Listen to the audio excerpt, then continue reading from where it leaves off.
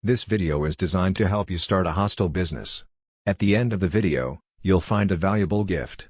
It's a hostel business plan that you can download, and will lay down for you, step by step, everything you need to know to start a successful hostel business of your own.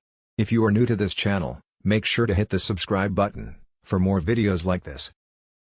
Before starting a hostel business, it's expected of you to wonder just how much profit you can make from this venture.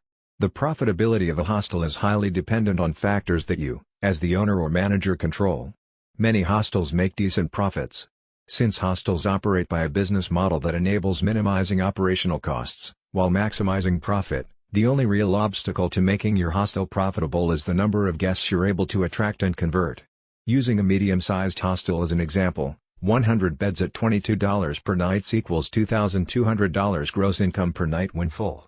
Even calculated with a conservative average of 50% average occupancy, and the gross income is $1,100 per night, or about $30,000 per month.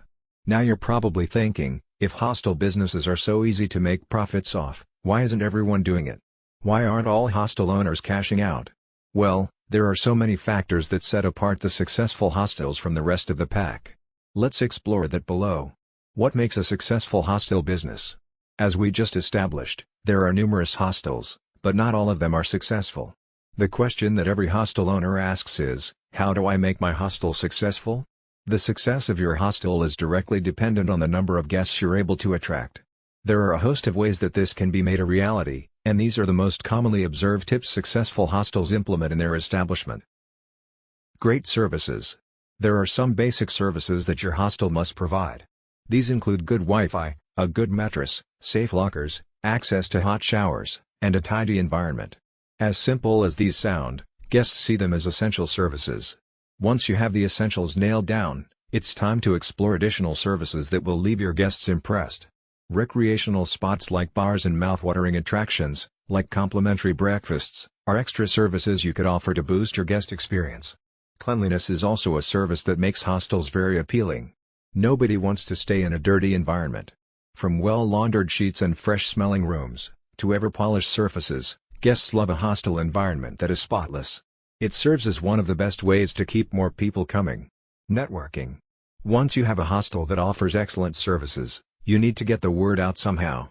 Of course, social media is a great tool for marketing your product to the world, but oftentimes in the beginning the most effective form of marketing is word of mouth, WOM. While marketing is one of the most powerful forms of advertising, as 92% of consumers trust their friends over traditional media. This is why expanding your network is crucial to the success of your hostel. You can do this by signing up with hostel associations. There are a great number of associations comprising different hostel owners. You can also encourage warm marketing by providing good customer service, giving exclusive information to your customers, and offering loyalty programs. Networking is an investment in your business. It takes time, and when done correctly can yield great results for years to come. Attractive pricing.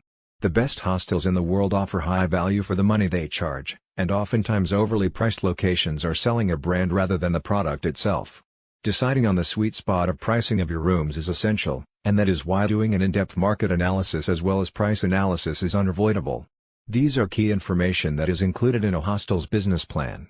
Based on your price analysis, you can find the most attractive pricing for your guests, but generally, as a rule of thumb, placing exorbitant prices on your rooms is more detrimental, because hostels are notoriously known to be on the cheaper side. It's great to have an idea of how to make your hostel business successful, but when you're just starting, you need a detailed step-by-step process on how to bring your hostel to life in the first place. Define your dream hostel. Defining your dream hostel is usually one of the first things that come to mind. You should have a mental picture of how you would like it to turn out. It is necessary to spell out how you want your hostel to be. It makes the whole process feel less complicated. One of the things it applies to is hostel aesthetics.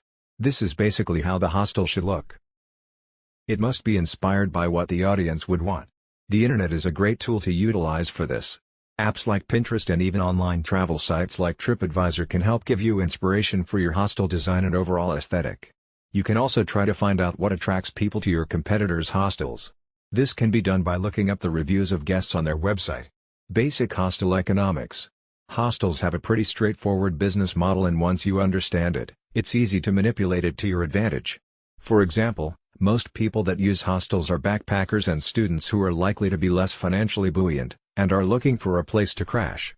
A smart hostel owner will attract this audience with affordable prices for the rooms, and then offer extra add-on services that the guests may have not even thought about before. These extra services. The important point to understand here is that once you have the guests, you have the chance to sell them extra services, in all kinds of forms. This is key. What extra services can I provide? How do I make them keep coming? These are questions you need to answer, and remember to put yourself in your guest's shoes and offer them truly useful services, not services fueled by greed but by customer satisfaction. The next part of the video is not specific to a hostel business. Nevertheless, this knowledge is essential for success in the hostel business, as well as in any other business. Ignore it at your own peril. Operating a successful hostel business will depend on the following 4 conventions. 1. A practical plan, with a solid foundation. 2. Dedication, and willingness to sacrifice, to reach your goal. 3. Technical skills. 4. Basic knowledge of management, finance, record keeping and market analysis.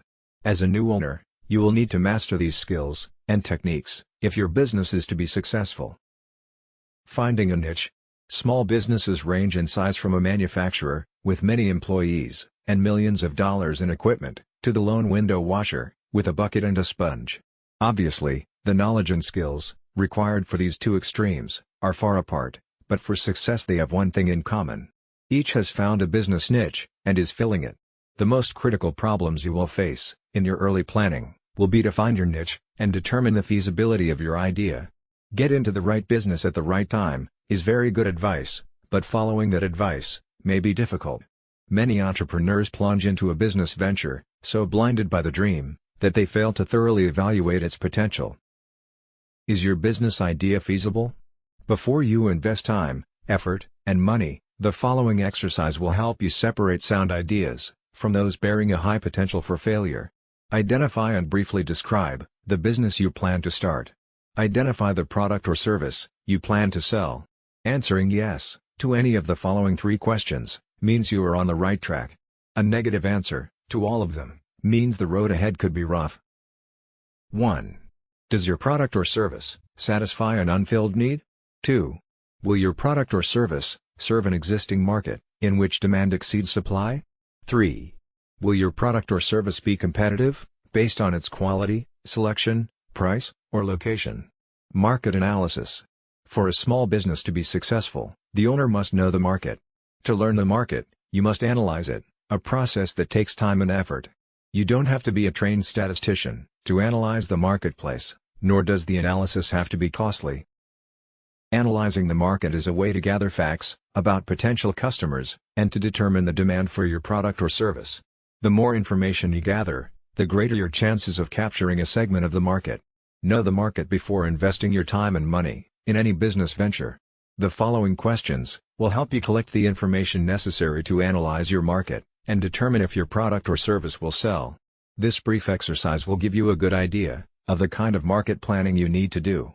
An answer of no to any of the questions indicates a weakness in your plan, so do your research until you can answer each question with a yes.